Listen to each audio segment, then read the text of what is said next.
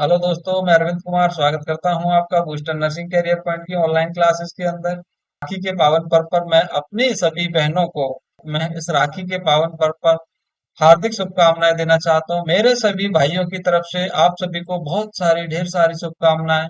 आप इसी तरह अगले वर्ष इस वर्ष से ज्यादा हर्षोल्लास के साथ इस त्योहार को मनाएं और मैं आपके उज्जवल भविष्य की शुभकामनाएं देता हूं। रातें भी अच्छी होंगी, मंजर भी अच्छा होगा। रातें भी अच्छी होंगी, मंजर भी अच्छा होगा। आगे बढ़ने की हिम्मत तो कर, सब कुछ अच्छा होगा। उसके पास दो बड़े एग्जाम है, केजीएमयू और यूपीपीएससी और नॉर्सेट, तीन बड़े एग्जाम है। इनमें अगर आपने फॉर्म अप्लाई किया है तो आपको सफलता बहुत ही जल्द मिलने वाली है। तो चलिए मैं स्टार्ट करता हूँ आज की क्लास। नर्वस सिस्टम आज की क्लास का टॉपिक है। तो नर्वस सिस्टम के अंदर मैं कुछ एना फिजियो को भी कवर करूंगा और साथ में उसके एमएसएन पार्ट को भी कवर करूंगा। मोस्टली एमएसएन पार्ट लिया गया है, जहां से आपके क्वेश्चंस बनते हैं, उस इंपॉर्टेंट क्वेश्चंस को उठाया गया है। तो आज की क्लास के साथ में हम ओवरव्यू करेंगे नर्वस सिस्टम का। चलिए, हाँ जी, देखिएगा।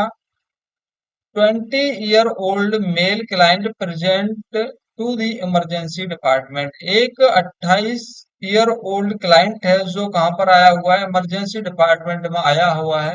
With unexplained paralysis from the hip downward, मतलब उसको पैरालिसिस है हिप से नीचे की तरफ।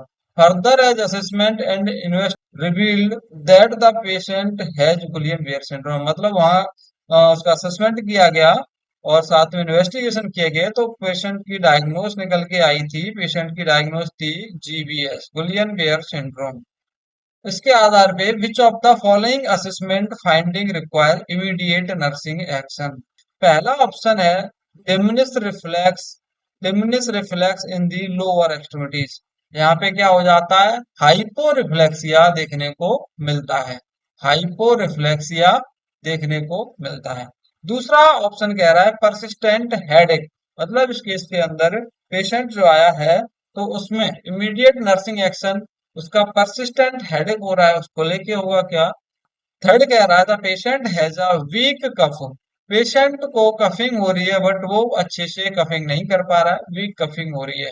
नेक्स्ट परस्थीसिया इन दी अपर एक्सट्रीमिटीज, परस्थीसिया सीन हो रही है अपर एक्सट्रीमिटीज के अंदर। तो दोस्तों जीबीएस की बात हो रही है तो मैं जीबीएस के बारे में दो लाइन पहले आपको बताना चाहता हूँ कि ये जो जीबीएस डिसऑर्डर है, यानी कि जीबीएस बोले तो आप सबको पता लग गया है। जीबीएस का मतलब है यहाँ पे गुलियन बेयर सिंड्रोम। गुलियन बेयर सिंड्रोम क्या है, ऑटो इम्यून डिसऑर्डर है। ऑटो इम्यून डिसऑर्डर है। ऑटो इम्यून डिसऑर्डर है। होता क्या है इसके अंदर, इसके अंदर एंटीबॉडी बन जाती है अपीयर अगेंस्ट माइलिन शीथ। कहां पर, माइलिन शीथ के अगेंस्ट में एंटीबॉडी बन जाती है। कहां पर, पेरिफेरल नर्वस सिस्टम में। दोस्तों ध्यान रखना, जीबीएस एक वो डिसऑर्डर है, मतलब ऑटोइम्यून डिसऑर्डर है। इसके अंदर क्या हो रहा है, एंटीबॉडी अपीयर हो रही है, एंटीबॉडी बन रही है माइलिन शीथ के अगेंस्ट में पेरिफेरल नर्वस सिस्टम में। दोस्तों इस पेरिफेरल नर्वस सिस्टम की जगह अगर मैं सीएनएस कर दूं तो यहाँ पे वो डिसऑर्डर हो जाएगा मल्टीपल स्क्लेरोसिस। मल्टीपल स्क्लेरोसिस भी सेम कंडीशन है, उसमें भी ऑटोइम्यून डिसऑर्डर ऑटोइम्यून डिसऑर्डर है। उसके अंदर भी एंटीबॉडी अपीयर होती है माइलिन शीथ के अगेंस्ट में, लेकिन वहां होगी सीएनएस, सेंट्रल नर्वस सिस्टम, और यहाँ पर कौन सी है, पीएनएस, पेरिफेरल नर्वस सिस्टम। दोस्तों तो डिसऑर्डर आपको समझ में आया होगा क्या हो रहा है, माइलिन शीथ डैमेज हो रही है। माइलिन शीथ डैमेज हो रही है, माइलिन शीथ डैमेज होगी तो आपको पता है माइलिन शीथ डैमेज हो रही है। माइलिन शीथ का काम आपको पता है, साल्टेटरी मूवमेंट प्रोवाइड कराती है, न्यूरोट्रांसमीटर पहुंचाने के लिए काम करती है ये, जिसकी वजह से मसल्स अपना पूरी तरह से काम कर पाती है। अब दोस्तों जब जो माइलिन शीथ डैमेज हो जाएगी तो क्या होगा, यहाँ पे मसल्स वीकनेस देखने को मिलेगी। इसके अंदर क्या देखने को मिलेंगे सिम्टम्स, मसल्स वीकनेस देखने को मिलेगी। कौन सी वीकनेस देखने को मिलती है, तो क्वेश्चन पूछ सकता है आपसे एग्जाम के अंदर, असेंडिंग वीकनेस देखने को मिलती है। कौन सी, असेंडिंग वीकनेस देखने को मिलती है इसके अंदर। असेंडिंग वीकनेस का मतलब है यहाँ पे, असेंडिंग वीकनेस का मतलब है सबसे पहले अफेक्ट होंगी इसके अंदर लोअर एक्सट्रीमिटीज। कौन सी एक्सट्रीमिटीज, लोअर एक्सट्रीमिटीज अफेक्ट होंगी। उसके बाद अफेक्ट होंगी अपर एक्सट्रीमिटीज, देन अफेक्ट होंगे इसके बाद एब्डोमन, फिर अफेक्ट होगा चेस्ट, उसके बाद अफेक्ट होगा क्या, पूरा का पूरा फेस एंड देन स्कल। इस तरह से ये बीमारी असेंडिंग मतलब नीचे से स्टार्ट हो रही है, पैरों की तरफ से स्टार्ट हो रही है और ऊपर की तरफ आ रही है, इसलिए हमने इसको क्या बोल दिया, असेंडिंग वीकनेस। क्या बोल दिया इसको, असेंडिंग वीकनेस बोल दिया। तो दोस्तों इसके अंदर असेंडिंग वीकनेस है। इसके अंदर क्या क्या सिम्टम्स देखने को मिल सकते हैं, इसके अंदर हाइपो रिफ्लेक्सिया देखने को मिल सकता है, यानी कि उसके जो रिफ्लेक्सेस हैं वो वीक हो सकते हैं, डिमनेस उसके क्या हो सकते हैं, कम हो सकते हैं, इसको हाइपर रिफ्लेक्सिया बोलते हैं। हेडेक देखने को मिल सकता है इसके अंदर, पैरेस्थीसिया देखने को मिल सकता है, मसल्स वीकनेस भी देखने को मिलेगी। लेकिन क्वेश्चन के अंदर ध्यान रखना, हम एग्जाम में क्या करेंगे, इसके अंदर आंसर कैसे निकालेंगे। इसमें क्या है कि यहाँ पे क्या पढ़ रहा है, assessment finding require immediate nursing action. आपको क्या करना है, इमीडिएट नर्सिंग एक्शन इन चारों में से कौन से के ऊपर लेना है। हाइपर रिफ्लेक्सिया है, उसके अंदर मसल्स वीकनेस देखने को मिलेगी, रिफ्लेक्सेस स्लो देखने को मिलेंगी, कोई बात नहीं है, हेडेक भी देखने को मिलेगा, परस्थितियां भी देखने को मिलेंगे, ये सारे के सारे देखने को मिल सकते हैं। लेकिन एक चीज ध्यान रखना, ये जो ऑप्शन है कौन सा वाला, सी ऑप्शन कह रहा है patient has weak cough. Patient weak coughing कर रहा है, वीक कफिंग कर रहा है मतलब वो अपनी कफिंग को अच्छे से नहीं कर पा रहा है, और अच्छे से नहीं कर पा रहा है तो इसका मतलब क्या है कि यहाँ पे जो रेस्पायरेटरी मसल्स हैं, रेस्पायरेटरी मसल्स हैं, रेस्पायरेटरी मसल्स भी क्या हो गई हैं, इन्वॉल्व हो गई हैं, जिसकी वजह से वो क्या नहीं कर पा रहा, कफिंग नहीं कर पा रहा है, कफिंग नहीं कर पा रहा है। अब कफिंग नहीं कर पाएगा पेशेंट, रेस्पायरेटरी मसल्स इन्वॉल्व हो गई हैं, तो वो उसको क्या होगी, ब्रीथिंग डिफिकल्टी होगी। क्या होगी, ब्रीथिंग डिफिकल्टी हो, यानी कि मसल्स वीकनेस हो रही है, रेस्पायरेटरी मसल्स वीकनेस होगी, तो पर्सन क्या हो पाएगा, ब्रीथिंग प्रॉपरली नहीं कर पाएगा। इसलिए यहाँ पर नर्सिंग एक्शन किस पर लेना है, सी ऑप्शन पर लेना है। पेशेंट है या वीक कफ, ध्यान रखना पेशेंट वीक कफ कर रहा है या फिर वो ब्रीथिंग प्रॉब्लम कर रहा है, डिस्निया हो रहा है उसको, तो इस पे हमें क्या करना है, इमीडिएट एक्शन लेना है। क्लियर दोस्तों, आई होप कि ये समझ में आया होगा। चलते हैं, देखिए एक्सप्लेनेशन के अंदर, GBS can cause respiratory muscles paralysis. Guillain Barre syndrome जो होता है वो क्या कर रहा है आपका, रेस्पायरेटरी मसल्स पैरालाइसिस कर देता है। इसकी वजह से nurse should assist for any sign and symptoms of respiratory weakness. Respiratory muscles weakness के साइन एंड सिम्टम्स को नर्स क्या करेगी, नर्स क्या करेगी, असिस्ट करेगी। तो उसमें से कौन से सिम्टम्स देखने को मिल सकते हैं, जिससे मालूम पड़ेगा कि रेस्पायरेटरी मसल्स वीक हो गई हैं। वीक कफिंग करेगा पेशेंट, जो मैंने अभी पीछे बताया आपको, शॉर्टनेस ऑफ ब्रीथ मतलब डिस्निया होगा उसको, और रेस्पिरेटरी डिफिकल्टी होगी उसको। इसकी वजह से उसको क्या करना है, जल्दी से रिपोर्ट करना है, किसके लिए, फिजिशियन के लिए, कि पेशेंट को ये प्रॉब्लम हो रही है। और फर्दर क्या करना है, उसको इंटरवेंशन कराना है, मतलब इसको मैकेनिकल वेंटिलेशन पर जाने वाला है पेशेंट, क्योंकि वो सेल्फली मसल्स उसकी काम नहीं कर रही, तो सेल्फ रेस्पिरेशन नहीं कर पाएगा, इसलिए क्या करना है, उसको मैकेनिकल वेंटिलेशन प्रोवाइड करना पड़ेगा। क्लियर दोस्तों, आई होप कि ये समझ में आया होगा। चलिए आ जाइए दूसरे क्वेश्चन की तरफ, जो कि बहुत ही इंपॉर्टेंट है और पिछले एग्जाम के अंदर आया हुआ है, ये एम्स के अंदर, एम्स 2021 का क्वेश्चन है, तो ध्यान दीजिएगा इसमें। What is the cerebral tissue perfusion pressure, CPP के बारे में पूछा गया है, यहाँ पे सीपीपी के बारे में पूछा गया है। इफ ब्लड प्रेशर 90/60, अगर पेशेंट का ब्लड प्रेशर कितना है, 90/60, एंड आईसीपी कितना है, 18 है, तो पर्सन का हमको क्या निकालना है, सीपीपी निकालना है, सीपीपी निकालना है। तो ऑप्शन आपके पास है, मैं बिना ऑप्शन को बताए हुए मैं डायरेक्ट सीपीपी निकालने की कोशिश करता हूँ, आपके सामने देखिएगा, समझाने की कोशिश करता हूँ, समझिए बहुत अच्छे से। सीपीपी निकालने का फॉर्मूला क्या होता है, सीपीपी निकालने का फॉर्मूला आपको याद रखना पड़ेगा। हाँ जी, सीपीपी निकालने का फॉर्मूला होता है mean arterial blood pressure minus ICP, mean arterial blood pressure minus ICP. सबसे पहले आपको मीन आर्टीरियल ब्लड प्रेशर निकाल के उसमें से क्या करना पड़ेगा, आईसीपी इंट्राक्रैनियल प्रेशर जो कि दिया हुआ है 18, इसको माइनस करना पड़ेगा, और जैसे ही आप माइनस करोगे तो क्या निकल के आ जाएगा, आपका सीपीपी निकल के आ जाएगा। तो अब देखो दोस्तों, इसको निकालने के लिए आपको क्या करना है, सबसे पहले मीन आर्टीरियल यानी सीपीपी को निकालने के लिए क्या करना पड़ेगा, मीन आर्टीरियल ब्लड प्रेशर निकालना पड़ेगा, उसमें से माइनस करना पड़ेगा आईसीपी को। तो आईसीपी कितना दे रखा है यहाँ पे 18 है, but mean arterial blood pressure नहीं दिया हुआ है, तो वो निकालना है आपको। तो मीन आर्टीरियल ब्लड प्रेशर निकाल लो भैया। मीन आर्टीरियल ब्लड प्रेशर निकालने का भी एक फॉर्मूला होता है, इसको निकालने का भी एक फॉर्मूला होता है, सीख लो उसको भी। One third pulse pressure, one third pulse pressure plus diastolic BP. कैसे निकाल सकते हैं हम? पहला फॉर्मूला अप्लाई कर सकते हैं, one third pulse pressure minus diastolic BP, ऐसे निकल आएगा।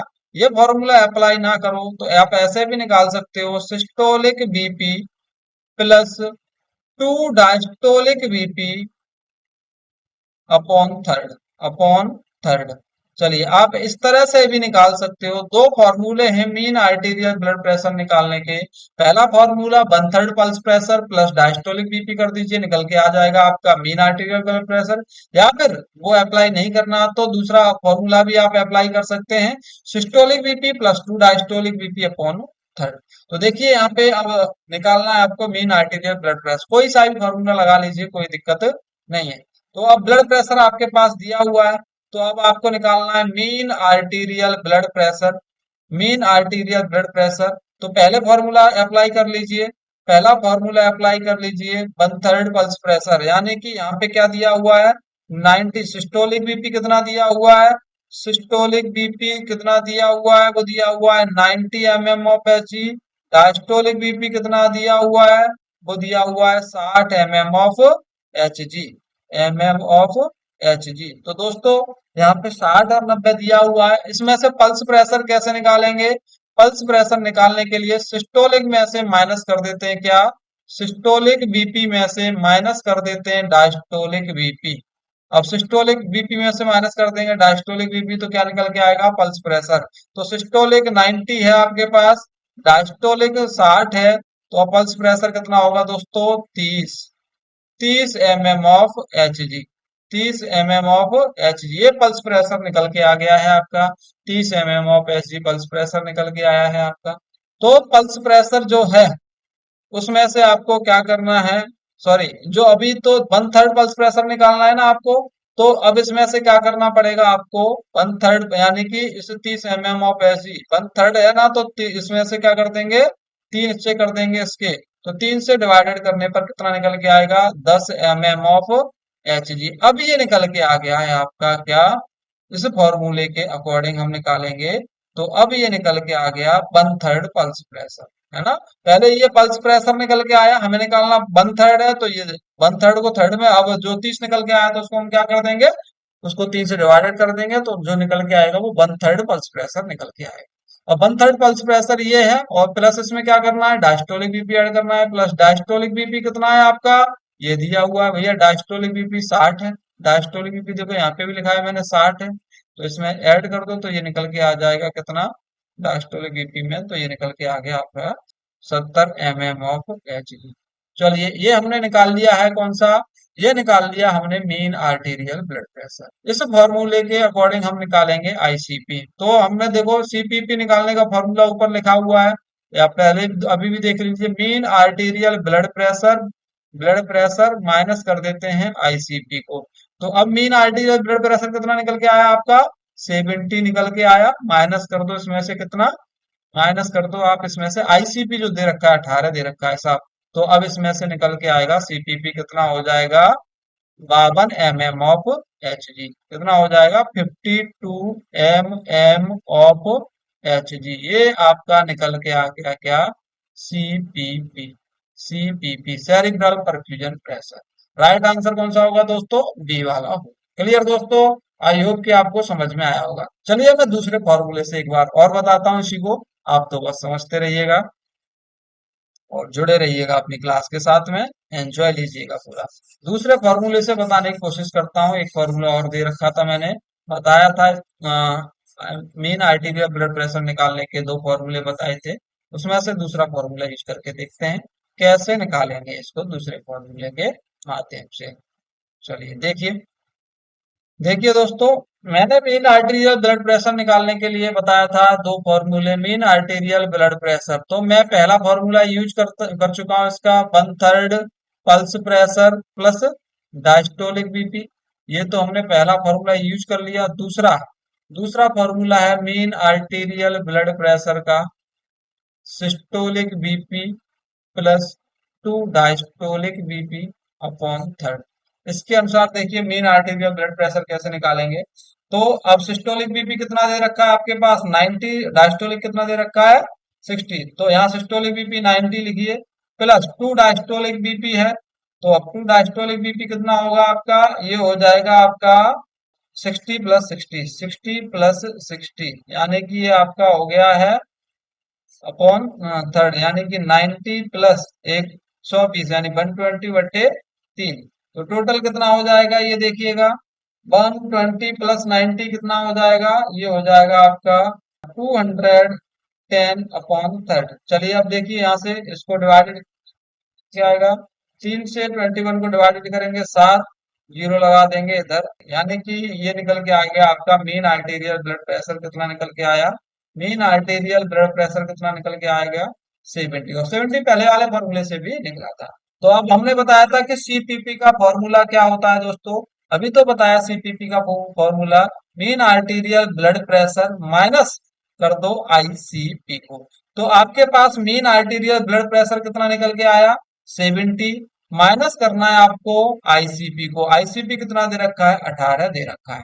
तो दोस्तों आंसर आ चुका है, मीन आर्टेरियल ब्लड प्रेशर में से हमने माइनस कर दिया आईसीपी को, तो निकल के आ गया सीपीपी, सेरिब्रल परफ्यूजन प्रेशर। तो सेरिब्रल परफ्यूजन प्रेशर कितना निकल के आया 52 mm ऑफ एचजी निकल के आया है, जो दोनों तरीके से हमने देख लिया है। राइट आंसर बी ही हो रहा है, बार बार बी हो रहा है, तो मतलब इसका मतलब हम सही जा रहे हैं, है ना दोस्तों। और आपको समझ में आया होगा दोनों देखिए माध्यम से। चलिए चलते हैं नेक्स्ट क्वेश्चन की तरफ, जो कि इम्पोर्टेंट होने वाला है, ये भी आपके लिए बहुत ही इम्पोर्टेंट है।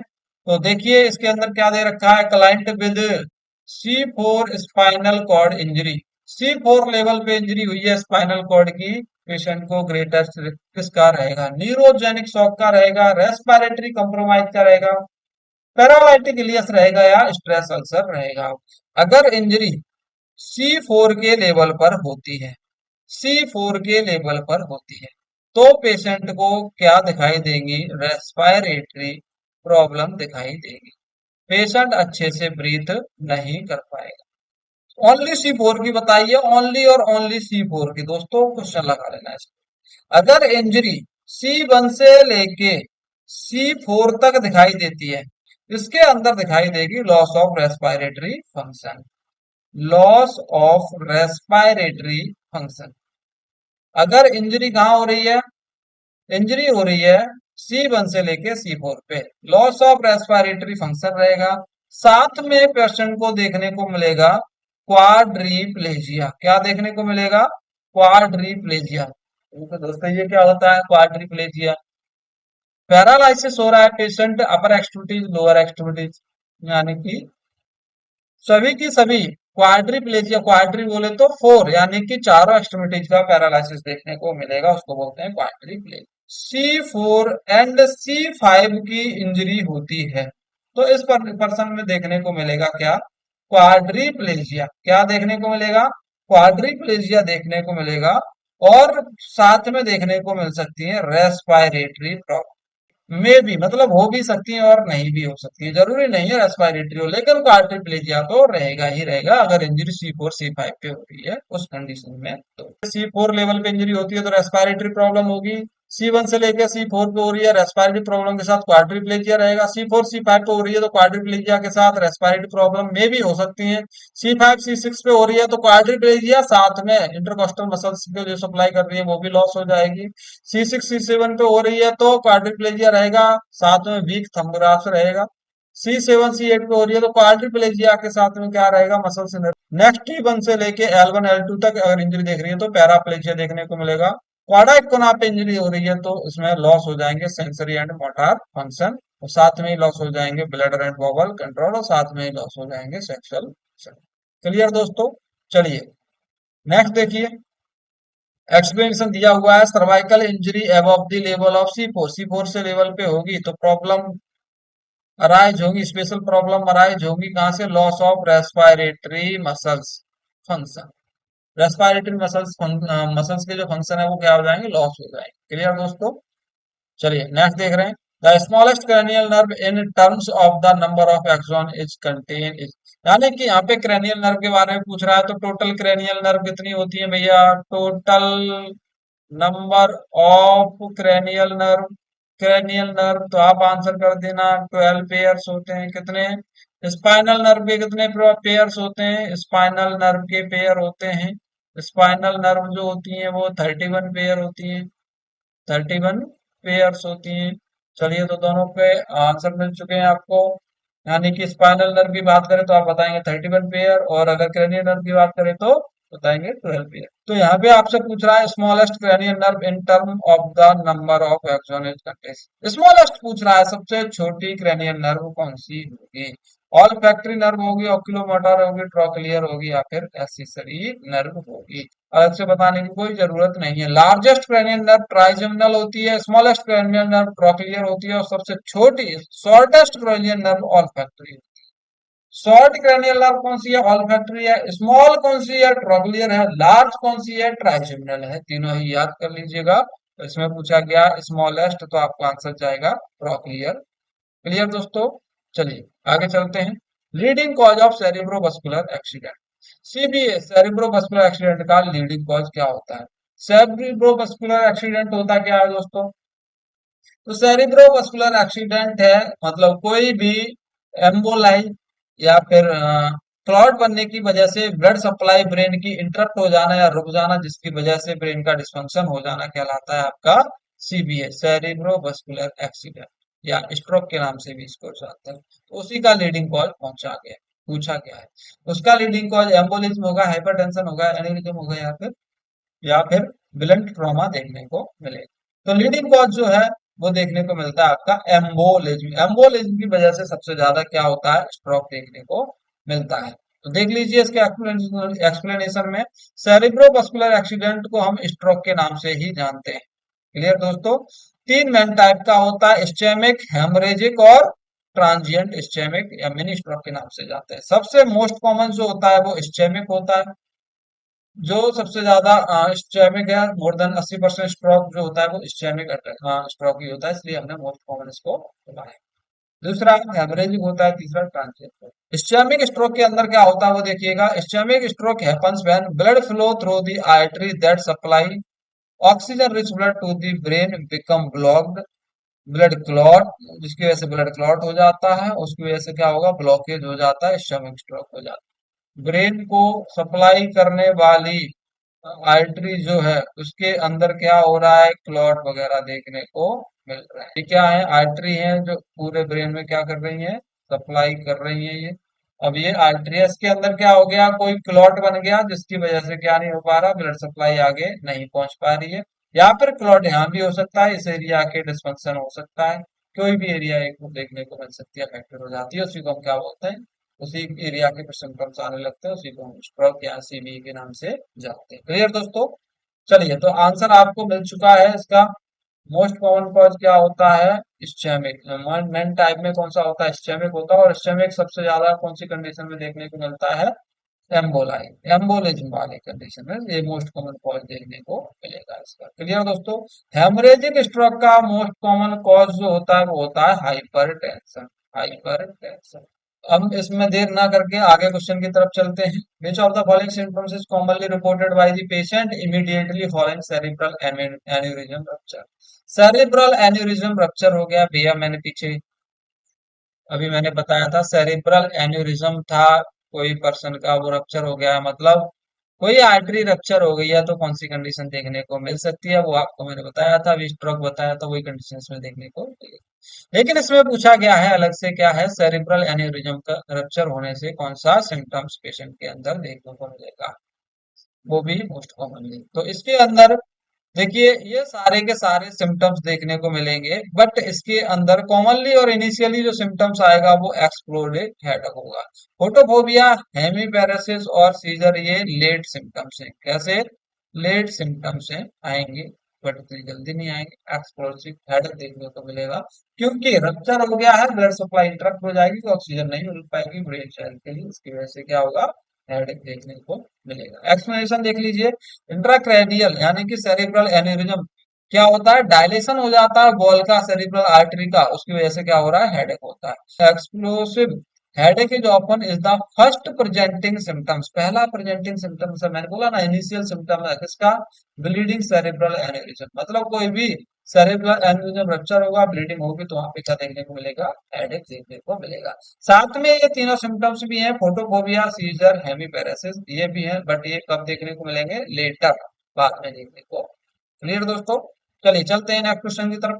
Important nursing intervention in client with meningitis, एक मेनिंजाइटिस का क्लाइंट है, उसके अंदर इंपॉर्टेंट नर्सिंग इंटरवेंशन क्या करना है, मतलब प्लानिंग क्या करनी है, वो पेशेंट डायग्नोस हो चुका है, देखिए मेनिंजाइटिस, मेनिंजाइटिस का क्लाइंट मिला हुआ है नर्स के लिए, क्या करना है, check for Kernig sign, Brudzinski sign and nuchal rigidity, isolate the child immediately, prepare for lumbar puncture, give prophylactic antibiotic, family member. तो देखिए दोस्तों इसका जो आंसर होने वाला है वो कौन सा होगा, isolate the child immediately, patient को इमीडिएट क्या करेंगे, उसको क्या करेंगे, आइसोलेट करना पड़ेगा। क्लियर दोस्तों। क्योंकि मेनिंजाइटिस जो कंडीशन है, मेनिंजाइटिस कंडीशन है, वो क्या हो चुकी है, डायग्नोस हो चुकी है। डायग्नोस होने के बाद में इंपॉर्टेंट नर्सिंग इंटरवेंशन पूछा है कि अब क्या करना है, जब डायग्नोस हो गई है तो करने के साइन, ब्रूडिज्म की साइन और नकल तो प्रेजेंट रहेंगे, इनका तो कोई मतलब नहीं है, ये तो प्रेजेंट रहेंगे ही रहेंगे और इससे कोई प्रॉब्लम भी नहीं हो रही है ना। दूसरा, प्रिपेयर फॉर लंबर पंक्चर, जब डायग्नोस होगी कंडीशन तो अब क्यों प्रिपेयर करेंगे, उसमें नर्सिंग इंटरवेंशन पूछा है। अगर पेशेंट ऐसा पूछता कि एक क्लाइंट आया हुआ है, उसके सिम्टम्स ऐसे देखने को मिल रहे हैं, कर्निंग साइन देखने को मिल रहा है, ब्रूडचिंग की साइन देखने को मिल रहा है, पेशेंट को मेनिंजाइटिस हो सकता है, तो नर्स को क्या अब एक्शन करना है, तब उस कंडीशन में हम क्या प्रिपेयर कर सकते हैं, उसके लिए लोबर पंचर के लिए, सीएसएफ डायग्नोसिस के लिए। क्लियर दोस्तों। Next, give prophylactic antibiotic to family member, अरे भाई फैमिली मेंबर को क्यों देंगे यहाँ पे, फैमिली मेंबर को नहीं देंगे, यहाँ पे जो अफेक्टेड पर्सन है उसको दी जाएगी, अफेक्टेड पर्सन को दी जाएगी, फैमिली मेंबर को देने का कोई भी मतलब नहीं। तो सबसे पहले ध्यान रखना, आइसोलेट करेंगे इमीडिएटली। मेनिंजाइटिस का मतलब होता है इन्फ्लामेशन ऑफ मेनिंजिस, मेनिंजिस का इन्फ्लामेशन होता है, उसको हम क्या बोलते हैं, मेनिंजाइटिस के नाम से जानते हैं। तो मेनिंजाइटिस आपको पता लग गया है कि मेनिंजाइटिस होता क्या है, तो मेनिंजाइटिस के अंदर मैंने आपको बता दिया है, ये सारी की सारी कंडीशन आपको देखने को मिलेंगी, यानी कि उसके अंदर कर्निंग साइन भी नॉर्मल यानी कि प्रेजेंट रहेगा ही रहेगा, उसके अंदर ब्रिड्जिंस्की साइन भी प्रेजेंट रहेगा, उसके अंदर नकल रिजिडिटी भी देखने को मिलेगी, ये सभी सिम्टम्स देखने को मिलेंगे उसके अंदर। क्लियर दोस्तों, आई होप कितना आपको समझ आया होगा। चलिए नेक्स्ट आपको पता कर लो इसके कॉज क्या क्या हो सकते हैं। तो मेनिंजाइटिस के कॉज आप ध्यान रखना, मेनिंजाइटिस के कॉज डिपेंड करेंगे उसके टाइप्स पर, depends on type of meningitis. अगर मेनिंजाइटिस देखिए बहुत सारे टाइप की होती है, एक होती है कौन सी, बैक्टीरियल मेनिंजाइटिस, बैक्टीरियल मेनिंजाइटिस। अगर बैक्टीरियल मेनिंजाइटिस है तो इसके अंदर देखने को मिल सकता है क्या, नाइजीरिया मेनिंजाइटिस, या फिर देखने को मिलेगा स्ट्रेप्टोकोकल निमोनिया, दोनों में से देखने को मिलेगा। बैक्टीरियल के अंदर मोस्ट कॉमन कॉज पूछे, वो सॉरी मोस्ट कॉमन कॉज है ये किसके अंदर, बैक्टीरियल मेनिंजाइटिस के अंदर, लेकिन एडल्ट पर्सन में, किसमें, एडल्ट पर्सन में कौन सा, ये आपको मिलेगा streptococcal pneumonia, streptococcal pneumonia. Streptococcal pneumonia जो होता है वो क्या है, मोस्ट कॉमन कॉज है किसका, बैक्टीरियल मेनिंजाइटिस का, लेकिन किसके अंदर, एडल्ट के अंदर, जिनकी एज कितनी है, एज कितनी है इनकी, इनकी एज है मोर देन 20 ईयर, 20 साल से जो ज्यादा है उनको मोस्ट कॉमन कॉज क्या रहेगा, स्ट्रेप्टोकोकल रहेगा। लेकिन क्वेश्चन में दिया हुआ है अपना जो क्लाइंट है उसको क्या हुआ है, मेनिंजाइटिस हो गया, तो उसके अंदर नर्सिंग इंटरवेंशन, आइसोलेट करना है किसी को, क्यों, क्योंकि ध्यान रखना, अगर एज पर्सन की कितनी है, लेस देन 20 ईयर, एज कितनी है, लेस देन 20 ईयर, तो इसके अंदर मोस्ट कॉमन जो कॉज होता है, मोस्ट कॉमन कॉज होता है वो क्या होता है, Nigeria meningitis, Nigeria, Nigeria meningitis. और नाइजीरिया मेनिंजाइटिस अगर है पर्सन को, ऐसी कंडीशन में पेशेंट को क्या करके रखना, आइसोलेट करके रखना। और कौन सा आइसोलेट करना है, droplet isolation require. Droplet isolation की रिक्वायरमेंट पड़ेगी in the case of Nigeria meningitis के केस में। कैसे पता करेंगे ये ड्रॉपलेट मतलब नाइजीरिया मेनिंजाइटिस हुआ है इसको, बॉडी के ऊपर रेसिस का अपीयर हो जाएगा। क्या आप दिखाई देंगे, रेसिस प्रेजेंट होंगे ऑन बॉडी। पेशेंट की बॉडी के ऊपर कुछ रैसेस दिखाई देंगे और रैसेस ये प्रेजेंट हो गए तो समझ जाना ये कौन सा केस आ गया, नाइजीरिया मेनिंजाइटिस का आ गया है।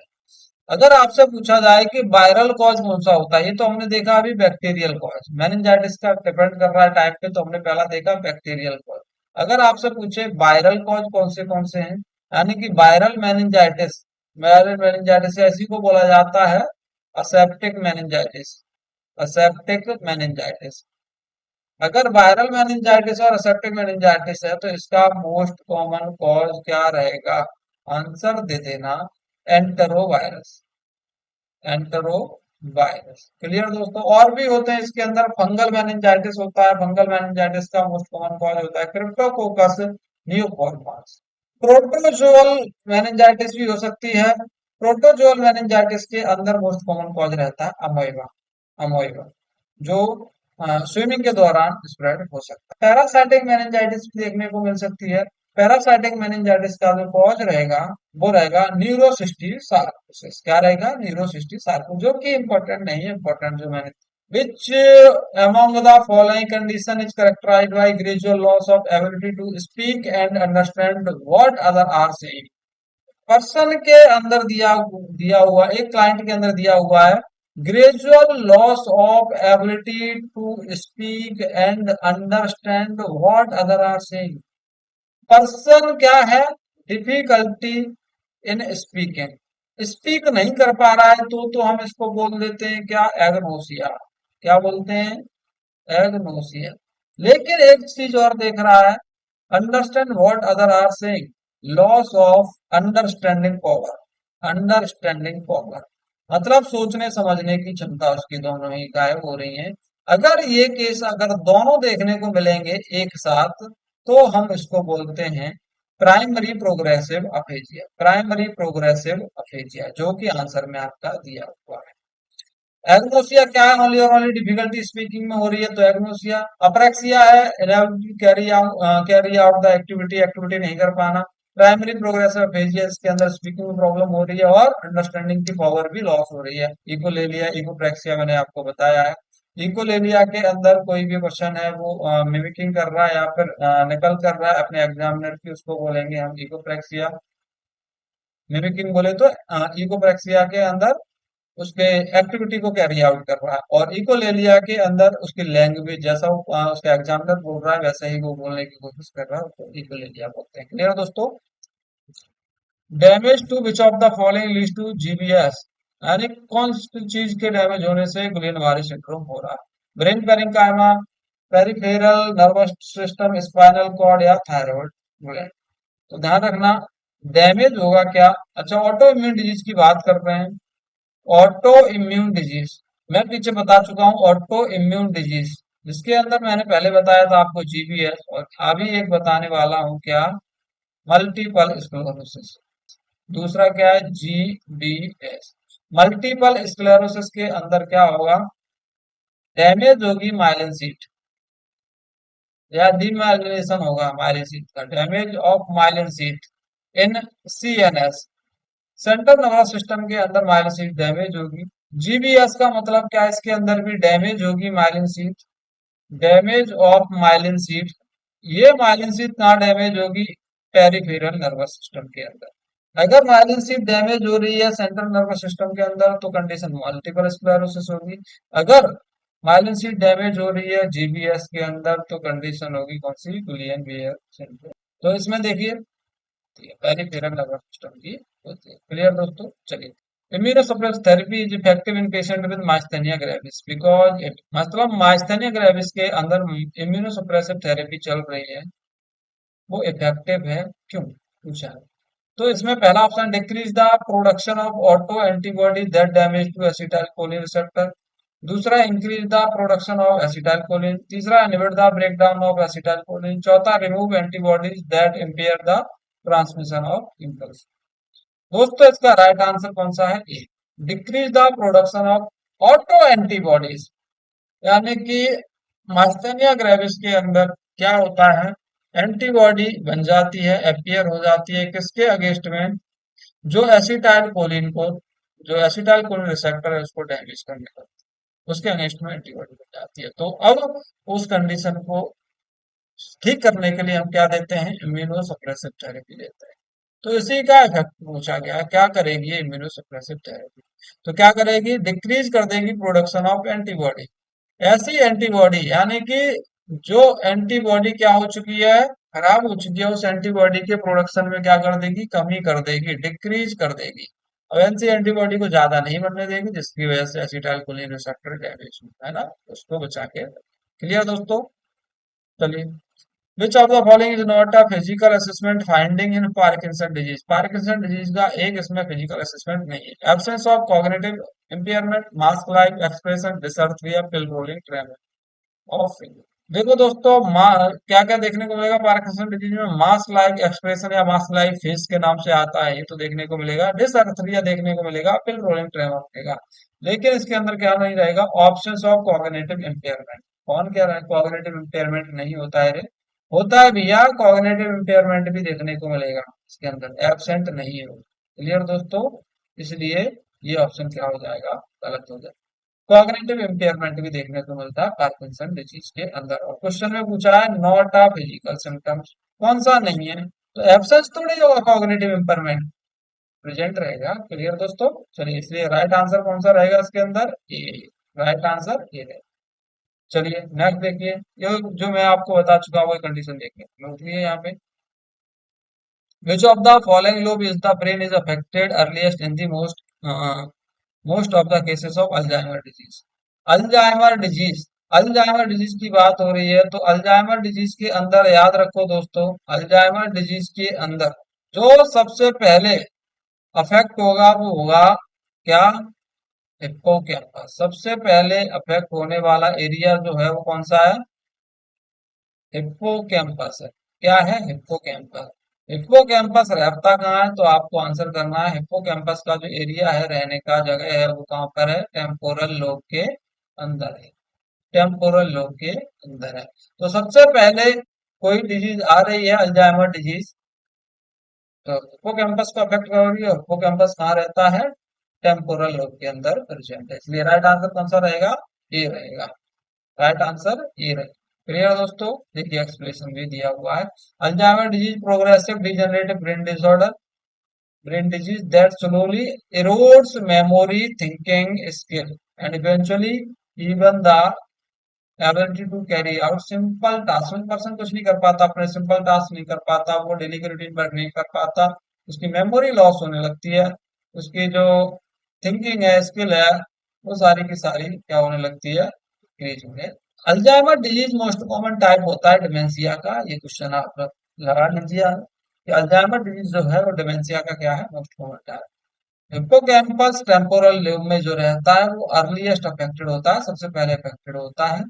इसलिए अल्जाइमर डिजीज के जो अफेक्टेड होने वाला जो लोब है वो कौन सा होगा, टेम्पोरल लोब। आशा करता हूँ कि ये क्लास आपको इतनी समझ में आई होगी। यहाँ तक आज मैं इतने ही क्वेश्चन लेके आया था। अभी मैं नेक्स्ट क्लास के अंदर आपके लिए और भी बेहतर शानदार सेशन लेके आया हूँ। अगर आपको सेशन पसंद आया है तो इसको लाइक शेयर एंड सब्सक्राइब करना नहीं भूलिएगा। थैंक यू दोस्तों।